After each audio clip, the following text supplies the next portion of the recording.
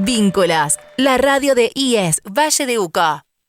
Ya comienza Que no quede en el aire. Tiempo de escucha estimado, 30 minutos. Buen día, ¿cómo están? Buen jueves para todos ustedes que están del otro lado escuchándonos, a vos que vas manejando, que nos escuchás desde el local. Un saludo especial a Claudia, que está acá enfrente de nosotros escuchándonos siempre. Bienvenidos al programa de Que no quede en el aire, el programa de la Asociación Despertar. Mi nombre es Alesia García y estamos acá un nuevo jueves preparados para pasarla bien, para disfrutar un ratito, para informarnos y llenarnos siempre de buena información, que es lo que nos salva. Así que bienvenidos a este programa. Hoy día un jueves caluroso también. Venimos de una semana bastante intensa, con temperaturas muy altas, así que a tomar mucha agua, hidratarse, y todos esos cuidados que está bueno siempre decirlos, porque nos olvidamos en las rutinas, en el cansancio, en la rapidez diaria, nos olvidamos de cuidarnos. Hoy estoy acá acompañada de mi invitado especial el día de hoy, que es médico veterinario, porque el programa de hoy lo vamos a tratar y a enfocar en la protección y en el cuidado, en la prevención de nuestras mascotas, de nuestras queridas mascotas que tanto amamos, pero que nos tenemos que comprometer a cuidarlos también. Así que bienvenido, Rodrigo Venturín, a Que no quede en el aire y a la FM Vínculos. ¿Cómo estás? Buen día. Hola Ale, ¿cómo andás? Bueno, muchas gracias por la invitación y por aceptarme la propuesta y abrirme el lugar. Buenos días a toda la audiencia y es un gusto poder venir a compartir algo, algunas preguntas, algunos temas que hemos estado conversando, que está bueno de que lo podamos hablar. Sin duda. Como decía Rodrigo, estuvimos hablando hace un rato y siempre es un tema de conversación, creo yo, de todos los que tenemos animales que viven con nosotros y que nos preocupa su salud. Hoy día y en general abarca al mes de octubre la prevención del cáncer de mamas.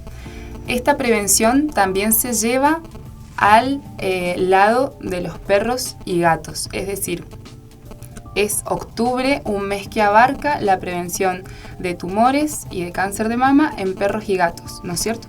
Sí, buenísima la introducción. Lo más importante de este mes es como concientizar y reforzar a nivel mundial la prevención, el cuidado, la detección, el diagnóstico y cómo abordamos. Uh-huh. Eso es la idea de lo que vamos a conversar acá, es como vamos a hablar sobre algunas cuestiones que es importante de saber, y además que a lo largo de toda la historia de nuestra relación con los animales y los animales como dentro de nuestra familia, esto que hablábamos recién de la familia multiespecie, es necesario de que tengamos conocimiento sobre algunas cuestiones. Bueno, te voy a interrumpir un segundito, sí. Rodri. ¿Podríamos ponerlo en modo avión al celu, que hay como Bien, una interferencia? Perfecto. Que suele pasar esto con las interferencias. Y además es Halloween. Sí. Es Día de Brujas. No, Bien. Pero sí, seguimos con el tema, no Bien. te interrumpo más. Dale. Bueno, primero que nada, saber que los tumores mamarios en perros y en perras y gatas, surgen y lo vemos a diario en la clínica, se ve frecuentemente y últimamente hay que reforzar hacer mucho esfuerzo en reforzar la comunicación hacia los tutores, las tutoras, las familias, para poder prevenir y para poder detectar y para que sepan de que no son problemas menores, sino que son problemas complejos, son problemas de una evolución larga, le traen muchas dolencias a nuestros animales y en la mayoría de los casos son como bastante riesgosos para la vida. ¿Por qué? Porque, si vamos a definir qué es lo que es un tumor es una estructura, el crecimiento anómalo de una estructura de tejido que puede ser funcional o no. O sea, puede funcionar como glándula, puede funcionar como epitelio, puede funcionar como cualquier cosa, pero su funcionamiento está alterado, está normal. Uh-huh. En este caso, los tumores mamarios son eso, es un crecimiento de tejido que se da en las glándulas mamarias y que en la mayoría de los casos, por no decir en todos, la mayoría de los casos son malignos. ¿Qué significa que sean malignos? Significa de que son agresivos, tienen un crecimiento rápido, son capaces de invadir el resto de los tejidos y además que por ahí es un tema común, genera metástasis o no. Bueno, en la mayoría de los casos este tipo de tumores generan metástasis, entonces eso significa de que pueden utilizar cualquier vía para dispersarse por el resto del cuerpo. Claro, y lo que empezó siendo un pequeño tumor, de repente son 5 tumores o más en todo el cuerpo y no solo en las glándulas mamarias, sería. Por supuesto, que empieza como un porotito, que empieza como una arveja, que empieza como algo chiquitito, como un garbanzo, que si nosotros no tenemos el hábito de hacer de palpar y de detectar anormalidades como también normalidades, es como que bueno, va pasando, pasa el tiempo y como decíamos, como en la mayoría de los casos son muy agresivos y son malignos, entonces generan todo este tipo de problemas.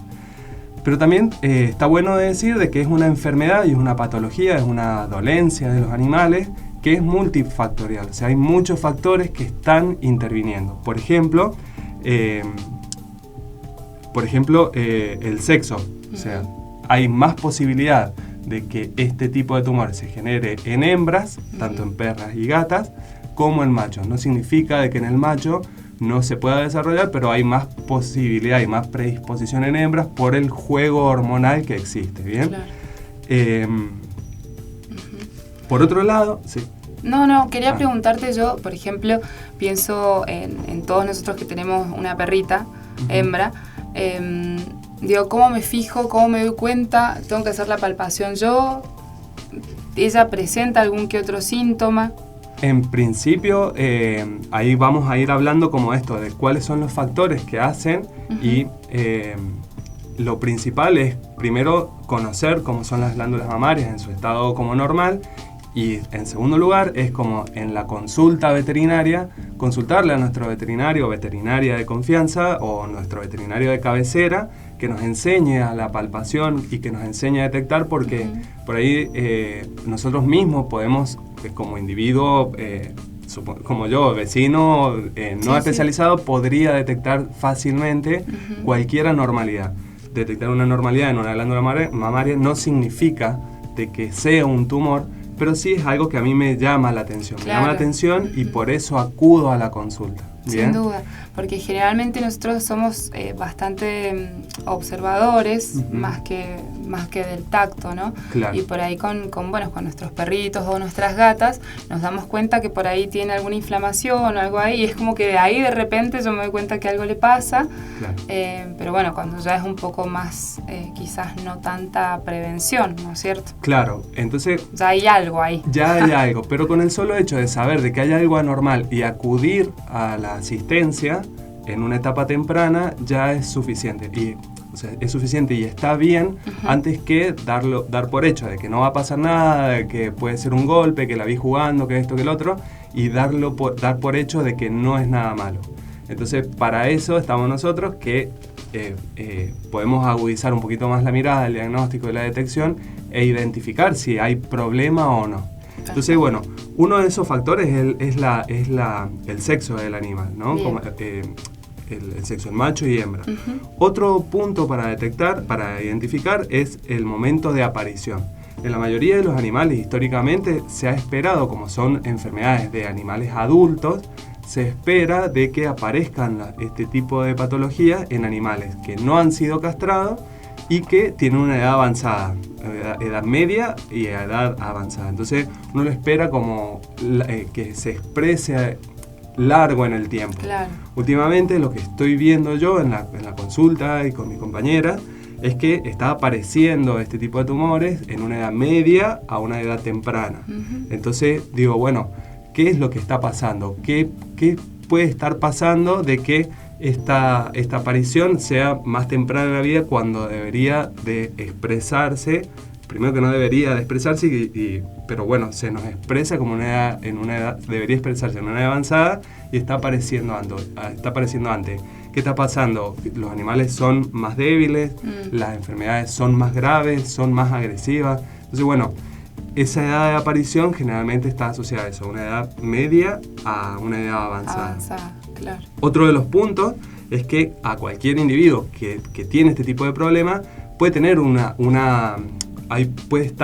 puede haber una línea de herencia, ¿bien? Como desde otras especialidades, por ejemplo la nutrigenómica, se habla de que puede existir una predisposición hereditaria a este tipo de patologías. Entonces, este es otro de los factores por los cuales puede aparecer. Bien. Otro de los factores puede ser la alimentación y los hábitos naturales de los individuos, que hoy en día la alimentación y los hábitos naturales están como muy condicionados, están lejos de repetirse modelos naturales de vida y de hábitos de nuestros perros y gatos, y con más especificidad en las cuestiones alimentarias.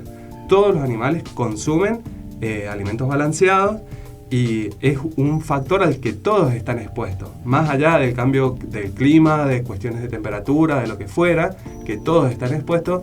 La alimentación es algo a lo que todos están expuestos, y en la alimentación existen grandes cantidades de residuos de agroquímicos, de agrotóxicos, hay toxinas por hongos, existen muchos aditivos y conservantes para poder conservar estas croquetas que están hechas como ultraprocesado, y eso repercute claramente en no es un factor condicionante, no es un factor desencadenante de la aparición de tumores, pero sí genera un contexto que los predispone a los individuos a expresar este tipo de enfermedades. Por otro lado, las situaciones de estrés, las situaciones estresantes de los animales por el encierro, por la falta de hábitos naturales, de consumo, de cacería, de juegos, de hábitos, genera situaciones de estrés en los animales, y eso todo es medible, es diagnosticable, y genera también, como la situación alimentaria, un contexto propicio para la expresión.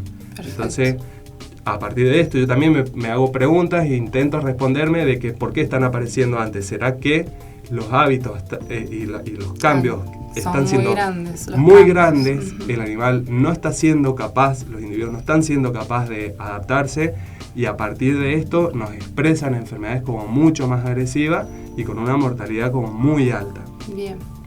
Ahí, sí. Vos sabés que te interrumpo para hacerte una pregunta, porque una oyente nos envía un mensaje.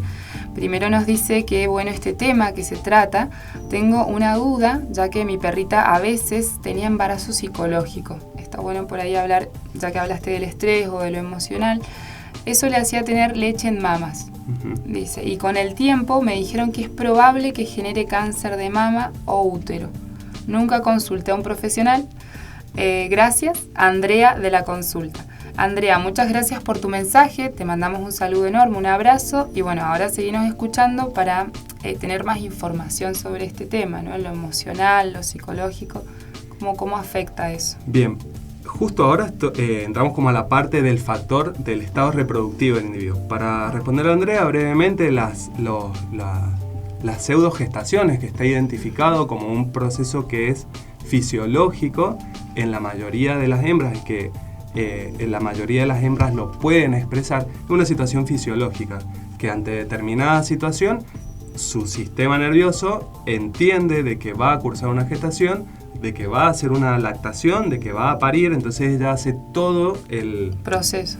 Es como que todo el acting, claro, como que está bajo una preñez, como que va a parir, y de repente es capaz de producir leche, es capaz de hacer todo el circuito, claro, sí. de preñez, gestación y parición.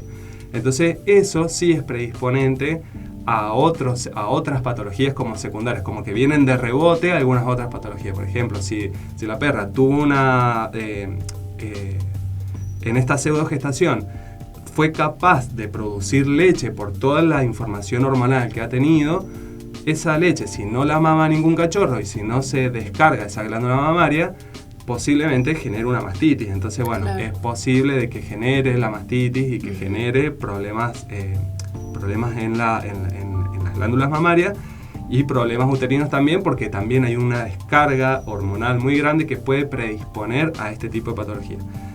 En la mayoría de los individuos no desencadena en problemas secundarios, ¿bien? Más que una mastitis, un decaimiento, que yo la veo rara a la perra, pero no desencadenaría en problemas secundarios. Bien. Cuando se genera todo el contexto predisponente, potenciado para generar problemas uterinos, para generar problemas de las glándulas mamarias como más agresivos, bueno, por supuesto que se va a generar y se va a desencadenar todos esos problemas.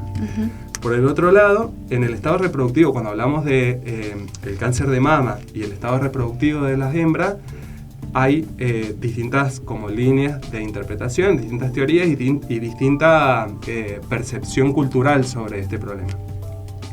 Es verdad que está demostrado que mientras más temprana es la esterilización de la hembra, menos posibilidades va a tener de desarrollar el cáncer de mama, ¿bien? Los tumores mamarios. A diferencia de muchos mitos y de muchas ideas que se tienen del tema de la castración y de la esterilización, ¿no? Porque, digo, cuando hablamos de mitos hay mucha idea de, bueno, no, que tenga su primer celo o que tenga su primera cría o que tenga hay como mucha etiqueta, mucho prejuicio en relación a la castración.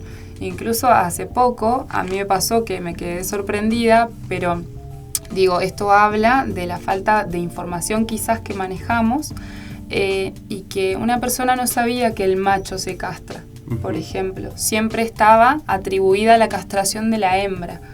Pero en realidad, bueno, ahí se me generó, bueno, yo que me sorprendí, pero en realidad hay mucho mito con esa esterilización y qué bueno que además de generar otros beneficios, sea para prevención de tumores y de posibles problemas en las mamas. Bien, es verdad es válido lo que vos decís, Ale, pero ¿qué pasa? Cuando nosotros pensamos en la esterilización temprana de la hembra para solamente prevenir el tumor mamario, es como si yo le dijera, yo, médico humano, le dijera a cualquier mujer, bueno, mira, tenés que esterilizarte antes de los 12 años para evitar el tumor mamario de adulta. Entonces, me parece que en esta situación justamente de la esterilización hay como muchas opiniones encontradas y de hecho mundialmente en los nuevos convenios y tratados y justo estos convenios y tratados internacionales sobre qué opinamos sobre la esterilización, decimos, bueno, ¿es necesaria la esterilización? Sí, para el control de enfermedades, control de población, control de problemas, etcétera, que surgen en la sociedad y que repercuten en la salud pública y en el humano. ¿Es necesario? Sí, es necesario, pero también es necesario como cuestionar el momento, cuestionar el lugar, cuestionar quién va a ser esterilizado y quién no, ¿bien? Porque es verdad de que sacando el aparato reproductor reducimos la aparición de tumores a casi el 95%, por no decir todos, reducimos la aparición de tumores, pero también es verdad que sacando el ovario y sacando el útero y sacando esa fuente hormonal que conecta con el exterior y que responde a estímulos externos, responde a un control masivo del cuerpo, también nos enfrentamos a distintos problemas. Entonces nos enfrentamos a problemas hormonales, nos enfrentamos a problemas oncológicos de distinto tipo. Una existe... Hay que evaluar bien Hay que evaluar y hay que individualizar. ¿Está bien la esterilización? Sí, pero solamente para resolver un problema de la salud pública. Si pensamos en el individuo, le estamos haciendo un daño. Entonces tenemos que evaluar. Yo no estoy en contra de eso, de hecho lo digo habiendo trabajado en un modelo de castración, pero también me parece que hay que replantearse, bueno, ¿a quién vamos a castrar? ¿A quién se va a esterilizar? ¿En qué momento? ¿Y cuál es la consulta veterinaria sobre eso? ¿Y cuál es la opinión veterinaria sobre eso? Entonces, en todos los casos, está bueno siempre tener la consulta profesional para saber y tener una mirada más general, pero particularmente de mi mascota, por ejemplo, ¿no? Porque no todos los perros, voy a decir una obviedad, pero no son todos iguales en el organismo, no todos reaccionan igual, no todos tienen la misma predisposición a las enfermedades que otros, ¿no? Y no todos van a responder de la misma manera. Entonces, para eso existe la metodología, como bueno, no voy a castrar porque tengo que castrar, y que eso también se alimenta culturalmente. Entonces es como una información que se retroalimenta y se potencia. Tal cual. Digo, ¿es necesaria la esterilización para el control de la salud pública, para prevenir enfermedades de salud pública? Sí, es necesaria. Ahora, ¿cómo, cuándo y en qué momento se va a hacer y a quién? ¿Bien? ¿A qué población va a estar destinada? Porque la aparición de enfermedades son casi inevitables. ¿Bien? Es como, bueno, va a pasar. Va a pasar. Que se exprese o no se exprese, eso es otra cosa. Pero es posible de que, o sea, es seguro de que esos individuos que van a estar castrados no van a tener tumor mamario, pero están predispuestos a tener otras múltiples problemáticas. Entonces, bueno, ponemos en discusión esto.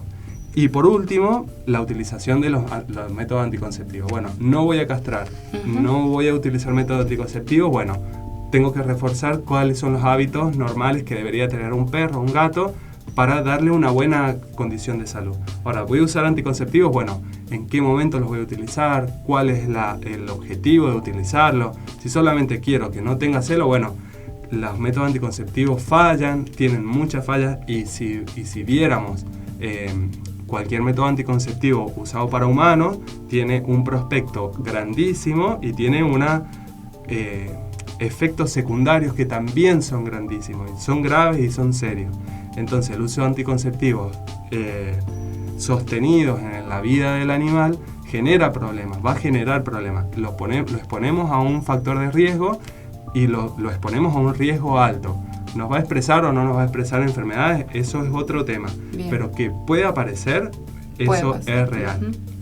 Por eso, ante estos dos puntos que son como muy sensibles, la castración y el uso de método anticonceptivo, es necesario considerarlo también en la educación para la planificación familiar. Entonces, si pensamos que los perros y los gatos son parte de nuestra familia, y como últimamente lo consideramos como una familia, somos una familia multiespecie, entonces es parte de nuestra planificación decir, bueno, ¿vamos a utilizar métodos anticonceptivos? Sí, no, ¿en qué momento? ¿Ante qué situación? ¿Vamos a esterilizarlos? Sí, no, ¿en qué momento? ¿Ante qué situación? Es parte o sea, ¿queremos agrandar la familia de los perros, de los gatos? Bueno, sí, con todas las recomendaciones, con todas las cosas que hay que tener como mínimo para pensar en ese crecimiento de esa parte de la familia. Bien, entonces, bueno, con todos estos puntos que son como, hay un montón más, pero me parece que estos eran los más importantes. Podemos decir de que el problema lo tenemos, existe, y que no es algo que se deje pasar por hecho, que es algo menor o que es algo que el animal no puede recibir asistencia, no puede recibir ayuda. Todos los tumores mamarios son diagnosticables, son tratables, y podemos prevenir permanentemente toda esta patología. Entonces ahí está el punto. Como yo, si voy al veterinario, a la veterinaria, a donde vaya que me atienda un profesional, es como, bueno, no debería de tomarse como algo normal, como, bueno, es una pelotita, la vamos a esperar a ver cómo se resuelve. No. La teoría habla de esto: se encuentra, se extirpa, se analiza y se evalúan tratamientos. Bien. Entonces, como que no hay puntos medios ante esa situación. Y bueno, justamente al generar tantos problemas y es como una bomba de tiempo, no hay que esperar, no hay que esperar a eso. Que muchas veces pasa, y lo digo como ejemplo también, que a muchos de nosotros, a mí me ha pasado, que por ahí dejamos de esperar, o bueno, ya se le va a pasar, o debe ser algo del pelaje, o debe ser algo.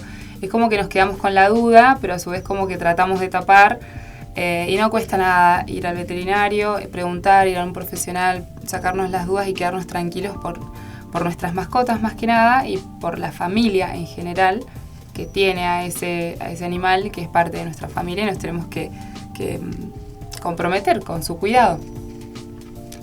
Otro de los temas que queríamos preguntarte hoy día, Rodri, es, viste que hizo un calor ayer. Calorazo. Tremendo, y venimos, y creo que ya se habilitó la temporada de los calores fuertes, que nos hacen transpirar, que nos hacen estar más alertas, no solo a nosotros, sino también para con los animales. ¿Cuáles son tus recomendaciones en relación al calor? En cuestiones de calor, está como muy difundido el término del golpe de calor en los animales. Entonces, bueno, el golpe de calor es una situación patológica que sufre el animal por una hipertermia, ¿no? Temperaturas altísimas, que eso hace de exponerlo al animal a temperaturas tan altas y que sufre este golpe de calor, repercute en un montón de sistemas dentro del animal que pueden llevarlo hasta en los peores casos como en la muerte.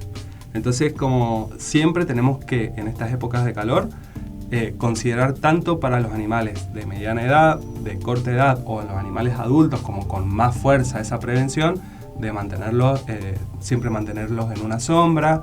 Pero bueno, también hay que ver como, bueno, ¿qué sombra? Si yo tengo un patio que está todo desmontado, no hay ni una sombra, hay un solo arbolito y es todo cemento, todo ladrillo, lo que fuera, esa sombra la verdad que a nadie le va a beneficiar, incluso al animal, capaz que va a buscar ponerse a la sombra y va a decir, bueno, sí, está a la sombra, pero tiene un contexto de tanto calor que lo está secando, lo está deshidratando. Entonces, bueno, ofrecer buenas sombras de calidad, ofrecer una alimentación que esté fresca, ofrecer varias veces la alimentación, o sea, la misma ración, partirla aumentar la frecuencia de consumo de esa ración que tiene por día, aumentar el ofrecimiento del agua fresca y limpia en un recipiente limpio. Parecieran ser todas cosas como básicas, pero en muchos casos no lo son, y por ahí hay familias que estos cuidados consideran de tenerlos, pero por ahí hay que ajustar algunas cosas. Entonces, cuando a mí me preguntan en la consulta, bueno, ¿cómo puedo hacer esto? Yo lo primero que pregunto, bueno, ¿vos cómo haces? Entonces, ¿qué estás haciendo? ¿Cuál es la sombra que estás dando para no desvalidar como toda la crianza y el trato que tienen con los animales? Sino decir, bueno, ¿cómo lo estás haciendo vos? Bueno, yo te sugiero cambiar esto, cambiar lo otro sobre lo ya hecho. Perfecto. Siempre es esto, mantener los lugares frescos, no pasear, evitar las horas de mucho calor para los paseos. Si es en la mañana temprano, bien temprano, hoy a las 8 de la mañana ya estaba caluroso. Sí. Entonces, quizás si el animal no pasea un día, no va a pasar nada y ahí prevenimos un montón de cosas. Perfecto. Los horarios frescos de paseo, la mañana, la tarde a última hora o en la noche, la comida fresca, no la comida congelada, pero sí la comida fresca, el aumento en la ración, implementar con tejido cárnico, un caldo de hueso, cosas básicas que se pueden hacer en la casa y se pueden ofrecer, el agua fresca y bueno, los lugares sombríos. Siempre saber que un golpe de calor no afecta igual a un animal sano que a un animal enfermo. Entonces, si yo tengo un animal enfermo y no lo sé, ese golpe de calor puede ser como sumamente mortal, ¿bien? Porque puede ser sumamente mortal o dejar patología severa para ese individuo. Porque tenía un problema renal que nunca lo identifiqué, no sé, el perro tiene 15 años, jamás le hice un análisis de orina, y de repente hace el golpe de calor y hace una falla renal que es mortal. Que es sumamente mortal. Entonces, siempre como la prevención. Bien. Trabajamos sobre esos tips, pero sabiendo también de que hay que hacer chequeos en los animales adultos más que nada, que son los más posibles de tener este tipo de problemáticas.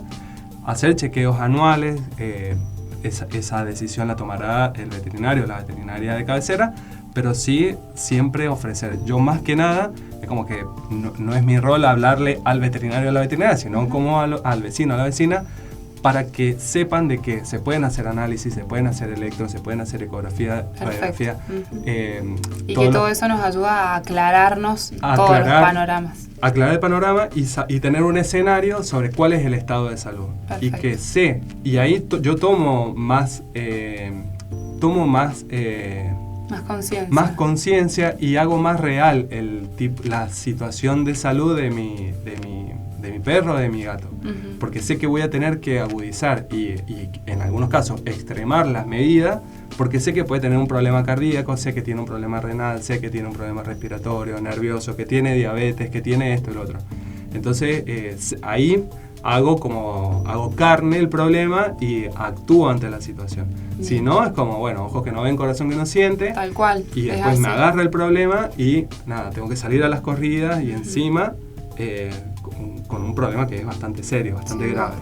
Otro tema que va a la par y de la mano con el calor y en los paseos puntualmente es el tema de las garrapatas y de las pulgas. Bien. Les recuerdo y les comento a quienes nos están escuchando que estoy acá acompañada con Rodrigo Venturín, que es médico veterinario y nos está dando mucha información, muchísima. Yo creo que este programa tiene mucho valor para todos nuestros animales y nosotros que los cuidamos, sin duda. Así que bueno, ¿qué nos recomendás? Pasamos por el calor. Lo saqué a pasear a la tarde-noche, eran cerca de las 20:30. Mi perro vive en mi casa, prácticamente está dentro conmigo, sale afuera, pero le vi que tenía una garrapata, me di cuenta, se la saco, voy, compro una pipeta, ¿qué hago? Bueno, esa es una pregunta como bastante buena. ¿Qué hago? Me parece como que uno no se tiene que volver loco si hay que actuar, pero tenemos distintos niveles de actuación. Si vos con... la Perla era tu perra. No. ¿No? No, era Luz. La Luz, bueno, la Luz.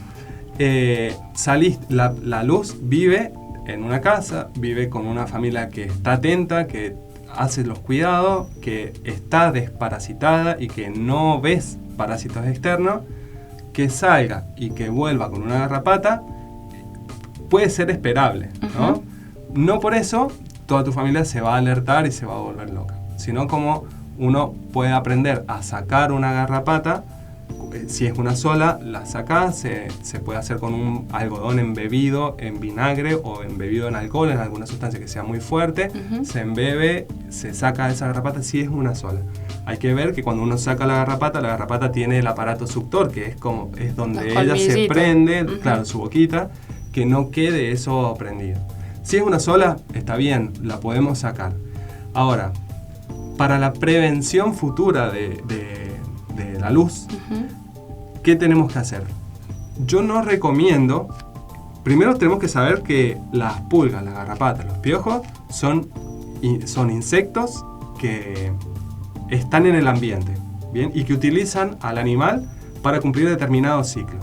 Entonces, no permanentemente van a estar arriba del animal y no todos los estadios están arriba del animal, ¿bien? No están prendidos. Se estima que con respecto a las pulgas y las garrapatas, hay del 100%, solamente el 3% o el 97% está fuera del animal, el 3% está sobre el animal. Entonces, ¿el problema dónde está? Y el problema está en el ambiente, claro, no está sobre el animal. Sí, no. ¿Por qué digo esto? Porque cuando nosotros adquirimos este concepto de la desparasitación o la desparasitación contra ectoparásitos, los parásitos externos o parásitos internos, no está bueno como internalizar que siempre el individuo tiene que estar vacío de parásitos, porque los parásitos cumplen un rol importante dentro del cuerpo. Las garrapatas, las pulgas, los piojos, generalmente no cumplen funciones beneficiosas para el animal. De hecho, generan muchos problemas. El animal que está lleno de garrapatas, las garrapatas transmiten enfermedades que son serias, que son complejas, sí, que son parásitos que trabajan a través de la sangre y que pueden generar muchos problemas e incluso pueden generar la muerte de los individuos. Entonces, sí, no tenemos que tener garrapatas en el animal, pero tampoco tenemos que estar desparasitándolo permanentemente porque todos los antiparasitarios funcionan sistémicamente. Entonces, como que permanentemente yo voy a buscar, mato la garrapata con una pipeta, pero también estoy matando el resto de parásitos que viven sobre el animal y que generan un vínculo beneficioso. ¿Bien? En este caso, yo a lo que llamo es mantener el animal sin garrapatas, que uno puede utilizar. Hay distintos tipos de marca, distintos tipos de drogas que pueden utilizarse sobre el animal, más o menos beneficiosas, más o menos perjudiciales, más agresivas, menos agresivas. Eso se va a individualizar el individuo para decir, bueno, la Luz, ¿le hace falta que le meta una batería? No hace falta. Entonces, ante esas situaciones hay que individualizarlo y decir, bueno, ¿qué tipo de droga voy a utilizar? ¿Cuál va a ser el criterio de utilizar esa droga? Y más que nada, trabajar sobre la prevención. Y en esa prevención está collares repelentes, que me pueden ser de utilidad, y también trabajar sobre el ambiente, porque si yo sé que el 97% están afuera del animal, tengo que hacer limpieza del ambiente. Sin duda. Si yo vivo en una finca, mi perra Nancy vive en una finca, o sea, el ambiente es sumamente incontrolable. Entonces, bueno, voy a tratar de trabajar en los espacios comunes. No sé, ella suele pasar a la habitación, suele pasar al sillón, que va, que viene, que se sacude. Entonces voy a tratar de mantener limpio eso y saber también revisarlo. Bueno, reviso el pelo, reviso las patitas, me tomo el trabajo de revisar a ver si encuentro alguno. El principal signo es que ellos se rascan, que se están rascando con las patas o que se rascan con la boca. Entonces, bueno, ahí yo puedo suponer de que ya hay algo. Bien. Ante esa situación es como, bueno, no le doy el medicamento que yo considero, yo como vecino, no le doy el medicamento que yo considero o que a mi vecino le funcionó, porque nada, hay que individualizarlo y hay que ver y hay que evaluar qué terapia vamos a hacer. Bien, bueno. Mil gracias, Rodrigo, muchas gracias por este tiempo, muchas gracias por venir y por darnos toda esta información en relación a tumores en perras y gatas, golpes de calor, garrapatas. Nos vamos llenos de información, estamos listos para ir a cuidar a nuestros perros y a nuestras mascotas y también saber que ante cualquier duda podemos acercarnos a nuestros veterinarios, podemos preguntarles y estar un poco más informados para su salud y nuestra salud como familia multiespecie. Amo ese término, familia multiespecie. Muchas gracias, Rodrigo, por venir desde ya. Muy generoso de tu parte. Bueno, muchas gracias a vos también por aceptarme y por aceptar la invitación. Que me autoinvité, básicamente. Vamos a decir la verdad. Me autoinvité. Bueno. Pero bueno, tiene que ver con eso, tiene que ver con el compromiso, tiene que ver con saber que hay cosas que hay que hablarlas y este espacio en la FM Vínculos busca eso. Así que bueno, no va a ser el primer y último programa, se vienen muchos más, de eso estamos seguros. Así que yo de mi parte, de la parte de Rodrigo y de la FM Vínculos, les deseamos un buen jueves, que la pasen hermoso, cuídense del calor y nos vemos en estos días. Buen jueves. Un abrazo. ¿Puedo pasar el último? Por favor. Bueno, yo atiendo a domicilio, atiendo en consultorio. Mi número de teléfono es 2622 40 41 80 para cualquier consulta que necesiten hacer. Trabajo durante toda la semana, todos los días, y los domingos, ahora en noviembre, el primer domingo estoy de guardia, de los 4 domingos solamente no voy a estar de guardia el domingo del 9, 10 de noviembre. Bien, que queda. Perfecto. Entonces, buenísimo está saber bueno eso. Por ahí saber, por los horarios, por esto, por lo otro. Sí. Trabajo con turnos, entonces bueno, vamos coordinándonos así para poder trabajar. Bueno, bien, genial. Sepan que hay guardias, que eso hace un tiempo no existía. Así que nada más para decir, cerramos el programa, les mandamos un abrazo, muchas gracias y buen jueves. Vínculas, la radio de IES Valle de Uco.